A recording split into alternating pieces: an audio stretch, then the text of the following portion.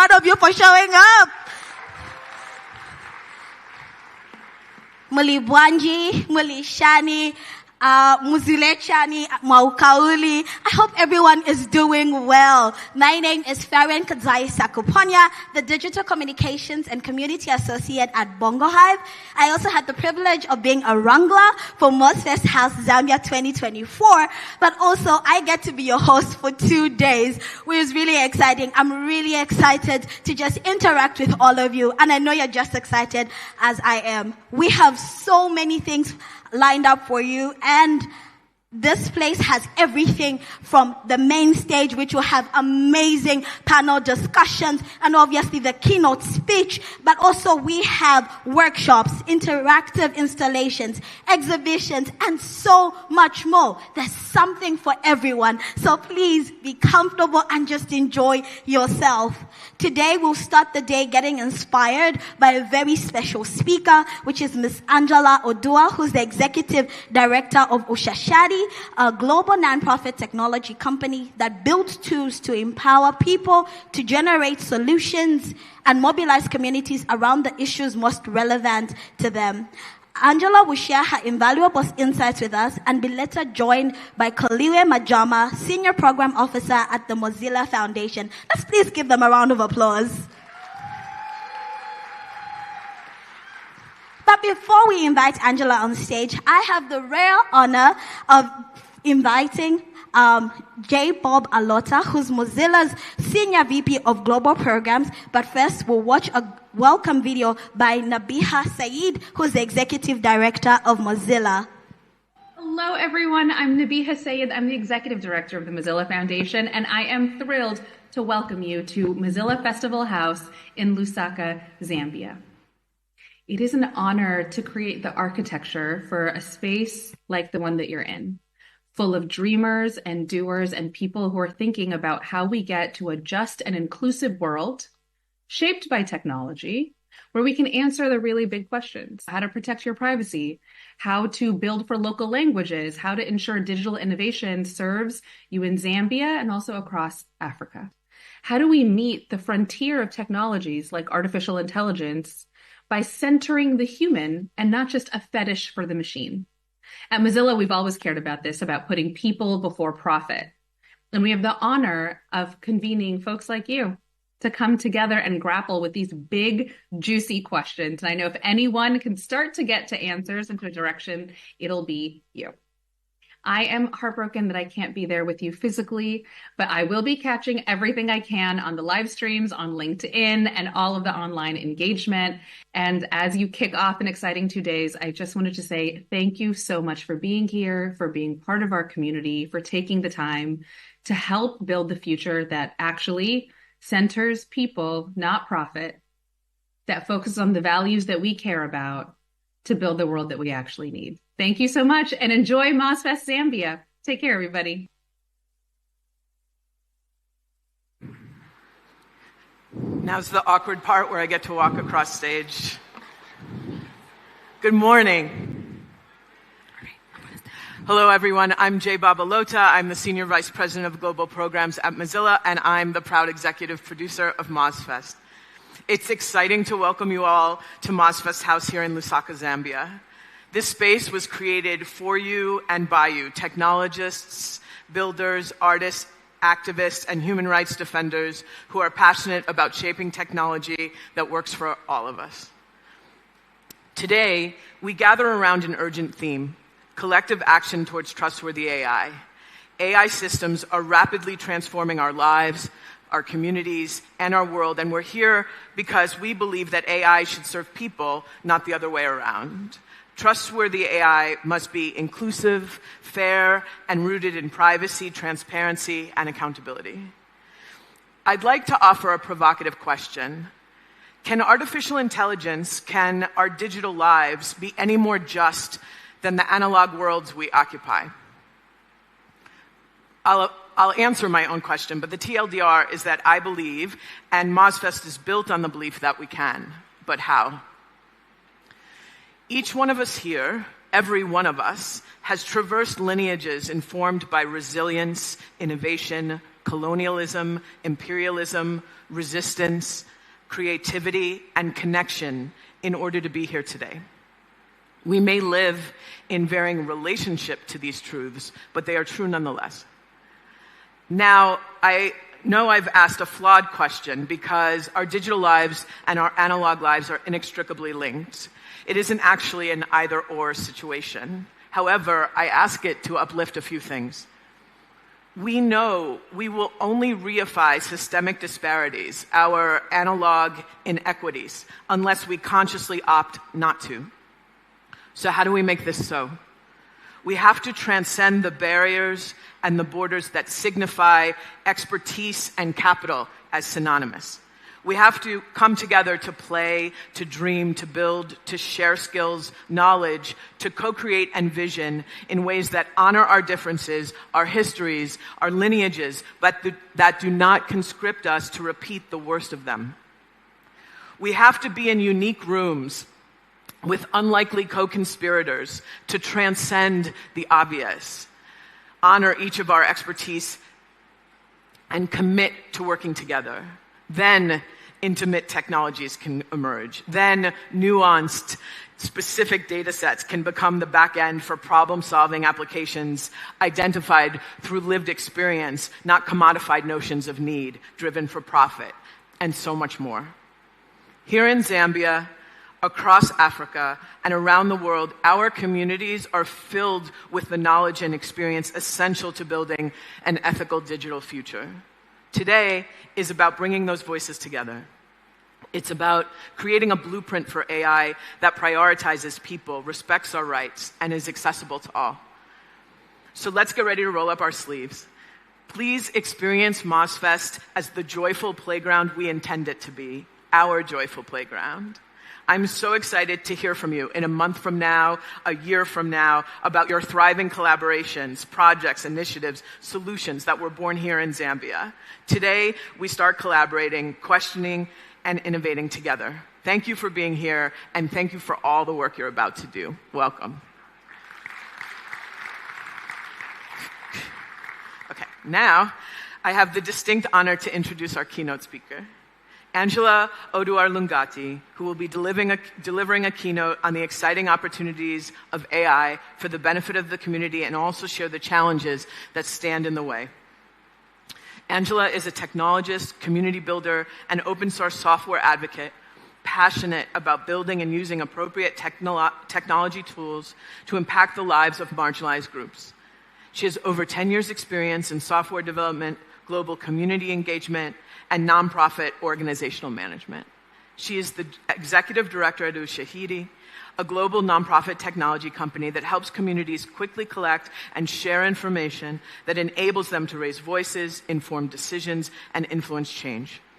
Angela has led a strategic shift that has seen Ushahidi reduce barriers to access to its tools, leading to increased use of the Ushahidi platform, most notably in responding to the COVID-19 pandemic in over 140 countries.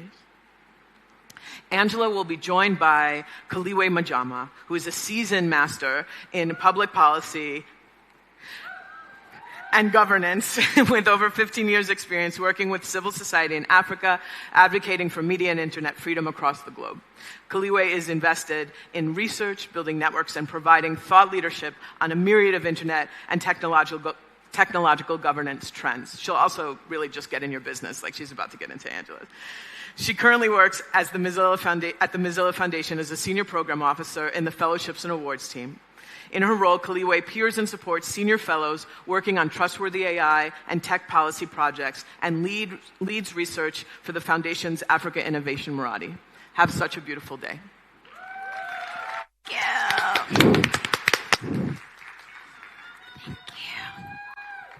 Thank you. Hello, MozFest. How's everyone doing? What a time to be alive and to be sharing space with each other in such a gorgeous green space in Lusaka. Welcome, everyone, and thank you for being here. So first of all, I'm going to pace a lot on this stage. I was warned that if I get to that end, there is a drop, and on that one, so if you see me go over on either end, please shout and tell me to stop. Second, you'll probably notice that the title of my keynote is different. No, I'm not here to talk about the end of times. I was trying to find a catchy title, something that would grab your attention. But most importantly, I really want to focus the next few minutes of this talk on purpose and how to achieve that purpose.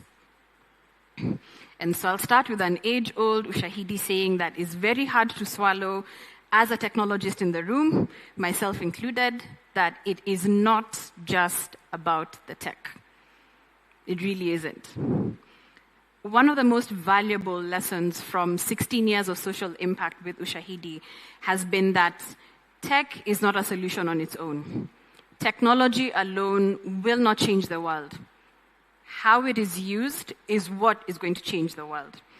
And we've seen that with our open source platform that has been extremely useful and valuable for people in more than 160 countries who've adapted it and leveraged it to accelerate impact within their own contexts. That impact is the thing that's been inspirational. It's not Ushahidi itself. It's how people have been using it that's been inspirational. And so I think today and now, over the next couple of days, we probably need to remind ourselves of this fact now more than ever, especially as emerging technologies, even as we're talking about AI, that takes hold in our conversations. With every new wave of innovation, it's very easy for us to lose sight of the real point, that technology is the means to an end, rather than the end itself. So maybe let's start by defining the end that we seek. What is that future that we are imagining for the continent? What does that look like? We all probably can articulate various or different variations of this, but I think we can still sum it up as us wanting a vibrant, sustainable future where we can live and thrive, not survive.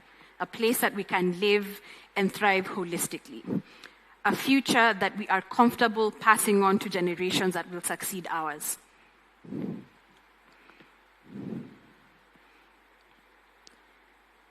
For the last 16 years, we've had civil society groups, activists, small and large development organizations, even governments, leveraging Ushahidi's open source tools to surface community-generated data and use that to drive impact across various sectors, really tapping into the collective intelligence and people's lived experiences. Whether that is in providing visibility into our democratic processes and really empowering people to protect the outcomes of their democracies, by sharing eyewitness accounts of things going on, or coordinating mutual aid during times of crisis, for example, during COVID-19, while shedding light on areas where social protection programs would be most useful. Or preserving our cultural identities by showing how indigenous languages are represented in our day-to-day lives, or strengthening local food systems and the economy by surfacing citizens or the local community's lived experiences on crop harvesting to reduce waste.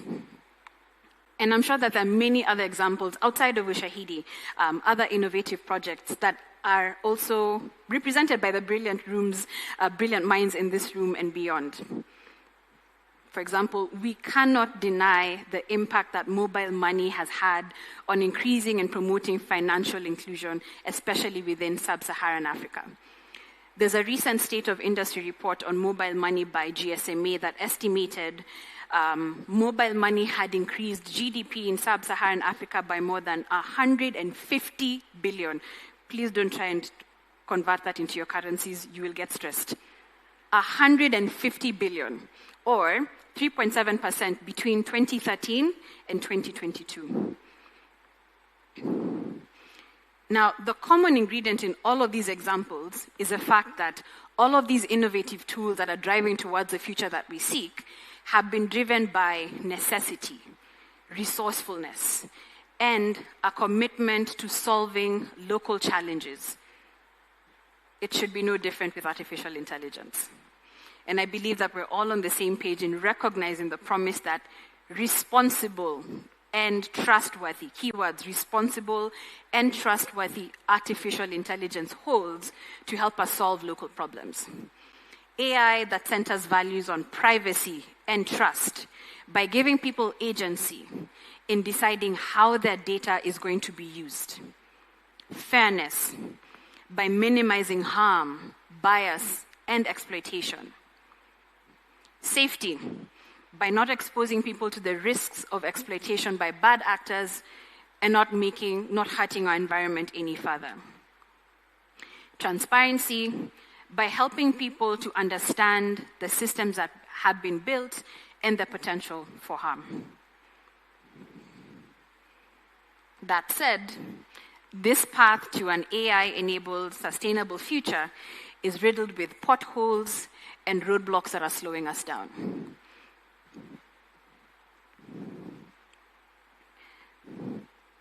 Roadblock number 1, data gaps and extractivism. This one is a multi-pronged challenge.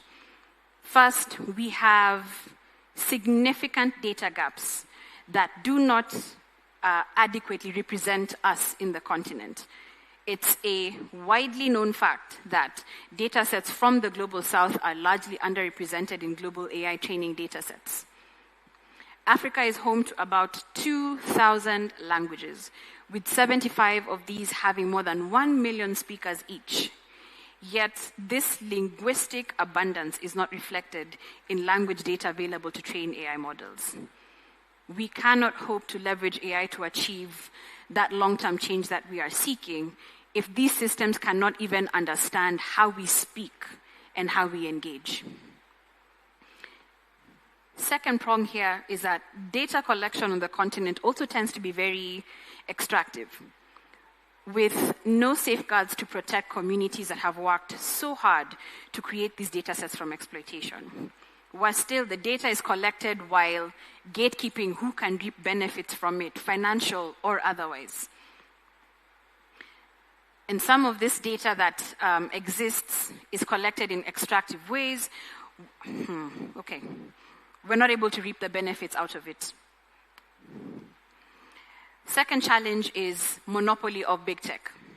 Now, in a recent paper that the Mozilla Foundation published about accelerating progress towards trustworthy AI, they shared reflections on flaws within today's AI ecosystem and surface similarities between the emergence or the dawn of the commercial internet in the late 90s and the emergence of AI today, where it seems like, not even seems like it is, where power and control is centered around a select few. Big tech companies and the AI startups they fund are the ones that are dominating the space today, leaving us beholden to tools and systems that are built to serve contexts that don't match ours. They build systems on data that they have harvested from the knowledge commons for contexts that match their own. Roadblock number 3. This continent grapples with glaring skills gaps regarding AI expertise. Something that's pronounced, or rather, the digital divide further pronounces that and compounds that gap. And so again, that means that we are beholden to tools that are built by and for Western contexts being applied in our lived realities, which further perpetuates bias and inefficiencies. Compute and data storage are Africa's most resource-intensive inputs for developing AI solutions. And the cost of using large language models at scale is relatively high, especially for nonprofits. And trying to build or use self-built models would also require significant investment in computing resources. That limited computing power and resources hinder even the best-funded organizations in the region from innovating. We also know that there's a significant funding shortfall for AI initiatives in Africa, whether you're in the for-profit sector or whether you're in the non-profit sector. Now, none of what I've shared is new to anyone in this room. Neither is this supposed to be a conclusive list of challenges, but just some of what we at Ushahidi have also experienced as we've navigated the space, as we've tried to figure out how to take artificial intelligence and leverage it to help people tell better stories with the data, and then think about how we make that accessible to the hundreds of thousands of communities that are trying to use it as well to tell better stories about their own contexts. What's the result? These AI systems will continue to perpetuate bias and inefficiencies, with disproportionate, unintended negative consequences for a population that is already doing everything it can to release itself from the shackles of limited social and economic development. Right now, we know and have been hearing about how some African governments are already collecting facial recognition data for use in existing monitoring systems. And that's raising a red flag for the human rights ecosystem, because we are concerned about the potential for misuse, which we have seen happen before, whether it was during COVID-19 or any other times. So how do we begin to even make this right? To my point earlier, what are the means to achieving the end that we seek? The premise behind the pothole theory is that it takes an action that affects you directly to make you go over and beyond to act. I am more likely to lobby the roads authority about a pothole a few kilometers away from my house rather than a pothole 5,000 kilometers away in a place where I don't know or that I rarely frequent. And we've capitalized on this theory at Ushahidi. And this is how we've been able to support disenfranchised communities worldwide in raising their voices, giving them agency, making them people who are active participants rather than passive recipients of aid or passive recipients of support. Really just trying to encourage them to figure out how to jump in and become a part of the solution. I had a politically incorrect statement that I was going to use, but I'm going to use a politically correct one. If you want the politically incorrect one, come and talk to me behind the tent. But in short, these potholes and roadblocks that I have just mentioned, these are things that are directly affecting those of us who are working the AI ecosystem today. No one is feeling the pinch of these roadblocks more than us. No one will care about these roadblocks more than us. And so in the same way, the future that we seek belongs to us. The responsibility of building that future belongs to us, so that we can make sure that we, our children, our children's children, and future generations do not have to keep feeling the pinch of the roadblocks within our path. We have, the solutions need to come from us. Now, a couple of months ago, I was invited to a gathering by friends in Brazil to promote the philosophical concept of technodiversity, which is challenging this global narrative that views tech as a universally applicable force. And in the same way that we embrace and accept biodiversity in the world can also start to appreciate the different social and cultural contexts from which technology emerges, is developed, and is used. And this is precisely what we have also been doing at Ushahidi over the last 16 years.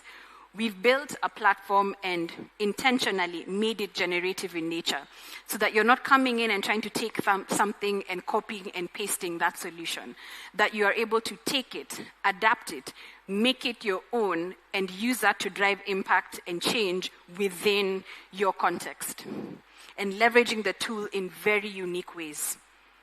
Context is everything. It's very good for us to learn from other parts of the world that have probably advanced more than us in building trustworthy and responsible ecosystems, but we cannot and should not try to copy and paste them. We have to embed our cultural values and beliefs into the development and implementation of AI policies and strategies. Over the weekend, I was ranting with my close family members about the situation that we're all in and looking at the wider ecosystem and all the challenges and all the roadblocks that we have. And my brother-in-law challenged me. He told me, why are you thinking rationally? The problem is that you're trying to follow a certain path. You're thinking in a very rational way. Innovation doesn't happen on the rational path. And I'm going to use M-Pesa as an example, okay? The challenge then was that we have a very significant portion of the African population that is unbanked. They're using mattress banking. The rational path would dictate, get them to open bank accounts, right? The irrational path was, they have access to mobile phones. Why don't we meet them where they are? And so right now with AI as well, we should probably ask ourselves, what is the irrational path? Do we really have to fight to get African languages represented in large language models? Is that necessary? Or should we just focus on building small language models? Huge shout out to Vukosi, the Masakane and Lelapa AI team. You are doing the Lord's good work by building things that are relevant for our context. And so in all the other conversations, even as we think about how we deal with the challenges around compute and money and everything, how do we center our thoughts of those solutions on what our lived realities are and what we can do differently? Follow the irrational path. I think it's also important to recognize and acknowledge that alone you can go faster, but together you can go further. And so we're going to need partnerships to realize or fully realize AI's promise for a vibrant and sustainable future. In the same way that coming out of the COVID-19 pandemic, that it took collective action and all of us coming together, it's going to take the same thing. It's going to take collaboration between all the different actors in this room right now: academia, research, civil societies, the techies, the policy makers, and funders. Working in silos will not help us.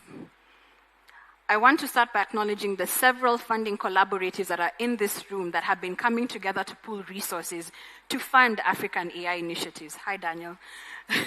Your support is invaluable. And so as we go into the next 2 days, think about how do we ensure that the research outcomes feed into how we build and design these AI systems? How do we make sure that implementation efforts feed into research outcomes? How do we design these systems and make them accessible to all? How do we pass on or continue to share knowledge amongst each other? How do we build capacity and facilitate knowledge transfers across all actors mentioned? And to Bob's point around finding the unusual co-conspirators, what does that look like for you over the next 2 days? Who do you need to talk to that you usually wouldn't talk to figure out what different solutions might be to this challenge? I hope that these provocations and questions will inspire us over the next few days to consider how we get to the end, the means to the end, and how we build a sustainable future in solidarity and together. Thank you.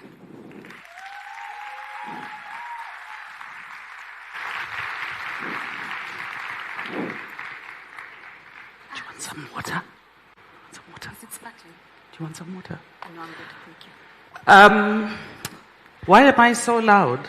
Because you're loud naturally, Koliwe.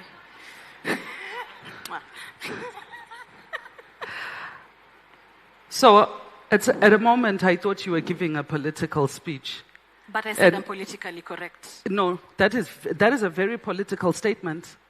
So we see your political ambitions. But thank you so much for that, Angela. I think it was very insightful in that you touched on very important issues relating to especially collaboration. But the ability of people to power technologies that were always churning out daily. And we think this is a really good technology. But we forget that it's actually the people that determine how good it is. Now I'm going to start with a very political question for you. Not political, but very sensitive. And I think just generally looking at the trend within the global context, where we're seeing an increase in the misuse of technologies. Mm-hmm. When you look at Ushahidi, the platform, when you introduced it, the intentions were good, and I think most technologies generally have good intentions. But we're seeing the misuse of those technologies when there's conflict, when there's tension in countries. Currently, we're looking at Mozambique. We're seeing also a lot of instability in North Africa. How do we guarantee the safety of vulnerable Africans? Because you're looking at Africans who are going to be leaving their countries, crossing borders. What is it that we should be doing or advocating for in terms of just protecting those individuals? I think to begin with, it goes back to my point around collaboration. We cannot build in silos. We have to build together. And what that means is that in today's world, we probably need to have more guidance from the boots on the ground, from the civil society, from the activists who are living these experiences to really deeply understand what the challenge is and how to meet that challenge. One of the things that we've had to grapple with and constantly ask ourselves, and keep in mind that this is something that's iterative. You're not going to build something, the things we built 10 years ago are likely not going to be used in the same way today.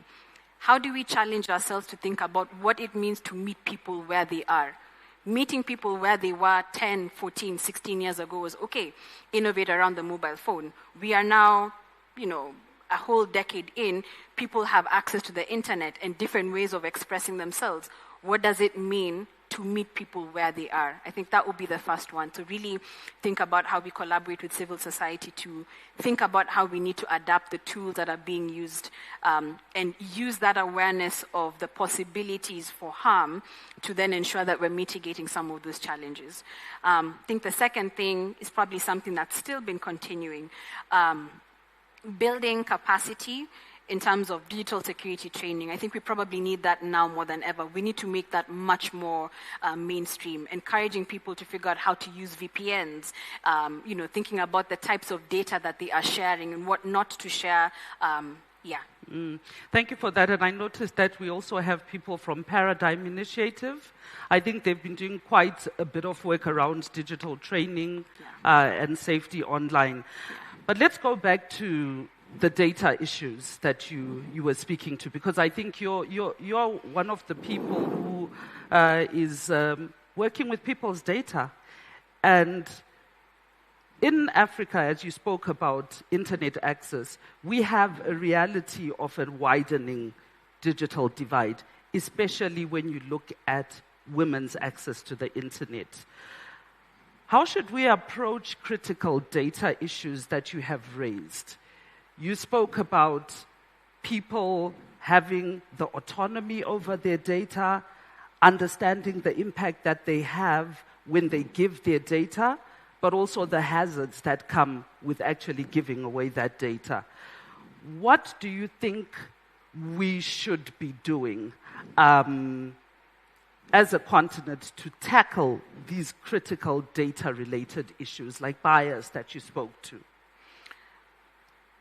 I think at the very basic, or at least the foundational level, it also needs to start with figuring out whether that data even exists in the first place. I think if anybody here has read Invisible Women, you know what the challenges are around not collecting this gender disaggregated data.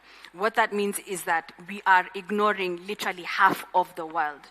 We are not looking at certain issues with that lens. And so what that means, again, to my point of unintended negative consequences, by ignoring that side of the population, by not deeply understanding, we are perpetuating biases. And so one of the first things would be taking a step back and thinking critically about what is the foundational level, what is the foundational data that we're even dealing with in the first place? What do those data models look like? And then the next step is, assessing how, to your point earlier, how we then empower these groups, these disenfranchised groups that we're trying to create more visibility into, how we are educating them and getting them aware of the value of them sharing that data in the first place, who will have access to it, and how it will be used, so that they make a choice of whether they want to be included or not. And then moving up into the next layer, and this is part of some of the work I've been doing with the Global Futures Council on Data Equity, using frameworks of inquiry around different stages of development of these systems. At the input level, what does feeding in this data influence? At the processing level and at the output level, so that we are keeping track of any potential of biases being introduced at all of those levels. But whose responsibility is it? It's ours. Yeah. As Africans. So I think we've had conversations about defining civil society and the extent to which they actually have access to communities. And in a country where you have a Data Protection Commission. How can people continue to collaborate to increase that awareness by citizens on issues to do with consent that you're talking to? I think, first of all, we also need to recognize that policy and regulation is not going to be the silver bullet.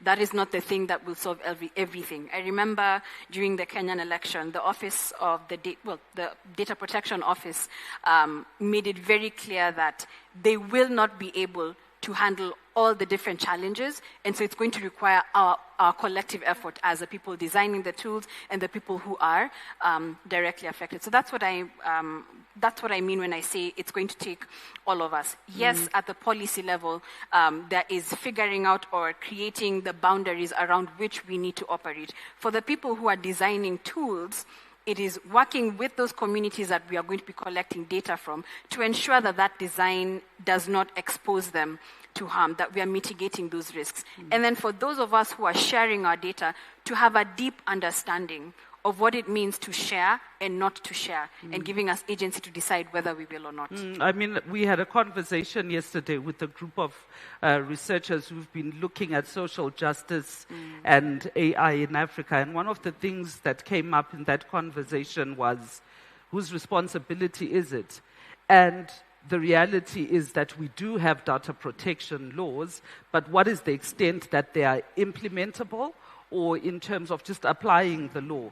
What came out in that conversation is also that there seems to be a tendency across the continent that there is actually no political will by governments to actually implement those laws. I'm just going to check in the audience if anyone has a question before I move on with my brilliant ones. Any questions? Oh, hey, it's nice to see you all. It was dark. Questions? There's a hand up here. We'll take two. So if we have that one, and right in front over there. No? Okay. Do I need to stand? Do I? Yet I can talk from here? Okay. Hello, everyone. My name is Penina Susan Igaga. And thank you so much for what you have contributed so far. I'm from Uganda. And my main point of interest was in relation to incorporation of AI and technology in culture. And culture when it comes to women and women empowerment and social justice. So tomorrow I have a session on that, where there'll be a discussion on how we can leverage AI and digital technologies and how we can be able to use that to have women access justice. I don't know what your thoughts are on that, and how we can be able to incorporate use of AI and digital technologies in settings where we have women who may not be able to access these technologies because they're in a community where women are not allowed to access technology, let alone they do not read or they do not write, or there are some of those barriers that you have spoken about already. Thank you. Thank you for that question. So it's a question on digital literacy for women. To what extent, or what is the sort of methodology that we can use to ensure that women have access to the technologies that we're creating? Okay. Yeah. We take more? Can I get a second question? There was someone on this side.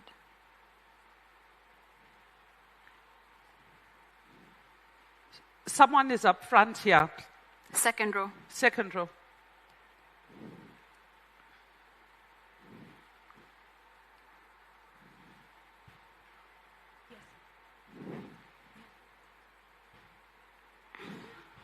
Hi, Angela. Thank you so much for your keynote. I've always been interested in the question of privacy and what it means in different contexts, but maybe that's another question for another day. But I think mine... Sorry, Dudu, can you raise your voice? We can hardly hear you. Okay, so I think the question for today is, when thinking about organizations and, the strategies to adopt balance in openness and data and protecting privacy in regions, how could we do that with the limited data governance frameworks and different contexts that exist.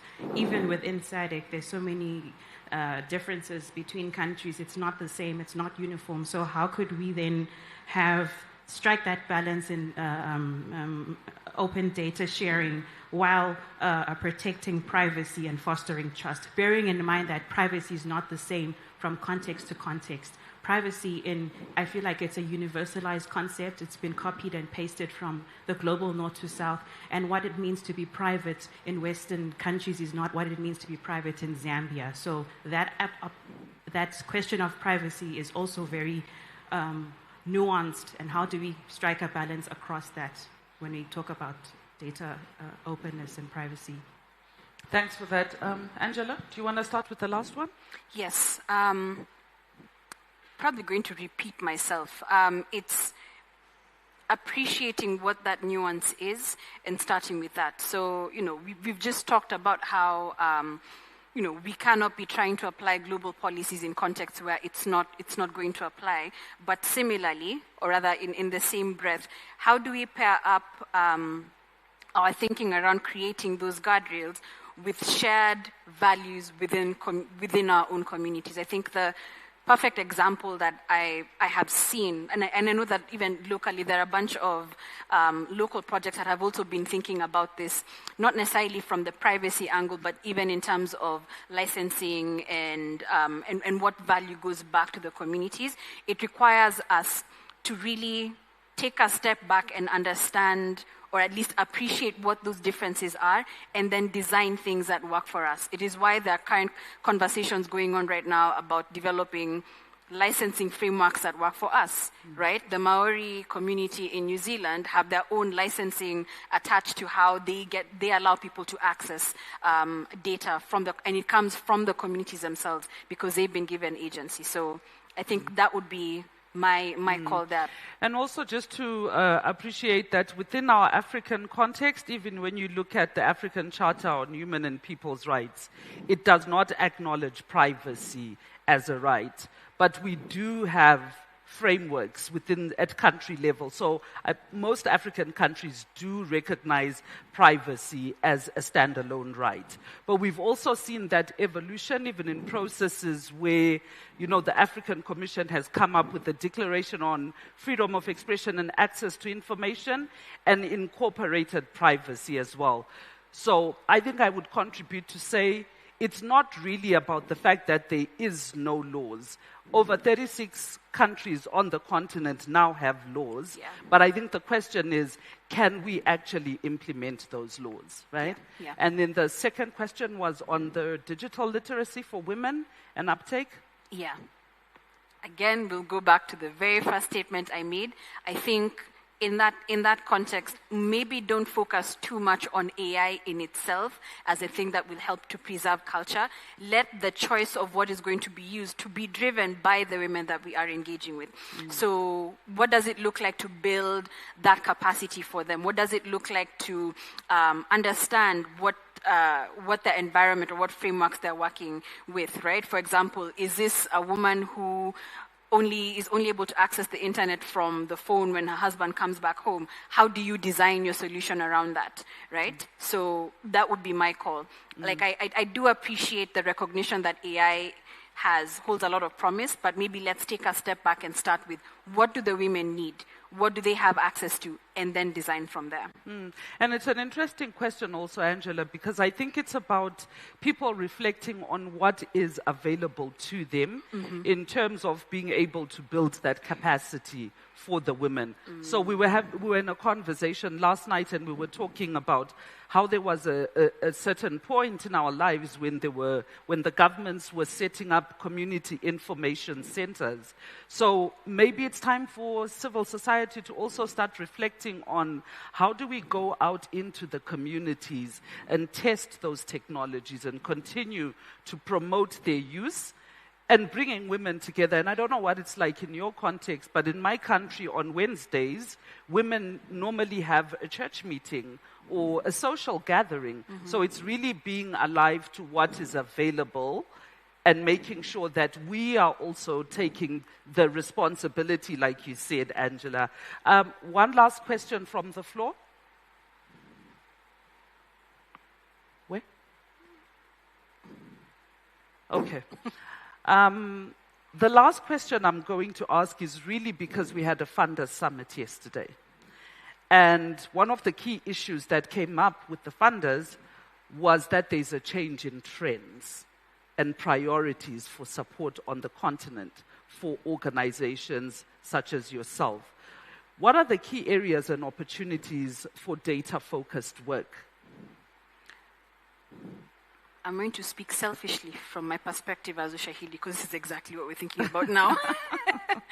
I think, to my point earlier about needing to really figure out how to tell better stories with the data, I think it's worth, well, we can start with first identifying the gaps that exist and then putting in funding to help fill some of those gaps and ensure that we're not filling those gaps in extractive ways, so that we're also plugging in this idea of responsibility and value going back to those communities. But I think we also need to put in, and I know that there's probably a lot more that's going into that, pouring a little bit more into doing research or extracting insights in a timely manner for it to be valuable. So we are then able to not only look at singular stories, but putting them collectively. So we're telling a big picture story about what's going on. What does it look like to put data sets from East Africa and West Africa together? What are the things that we're going to be able to discover or uncover? Are there similarities? Are there differences? And how does that shape collaboration and knowledge sharing between those regions, or coming up with an Africa-wide strategy? Thank you so much, Angela, for today. It was really good. That was Angela. A round of applause for her, please. Thank you. Thank you. All right, yeah. Exit left, not right.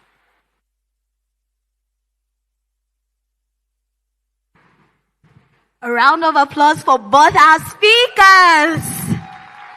I know we could do better than that. I certainly know we could do better than that.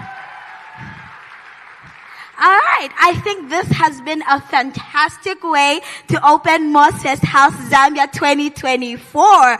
And just a couple of announcements. We will be back here at 2:20 p.m. For a panel on gig economy and the digital financial system. So that will be our first panel for MozFest House. I really hope you all show up for that. It's really exciting. I'm really excited even about the panelists and what they have to share.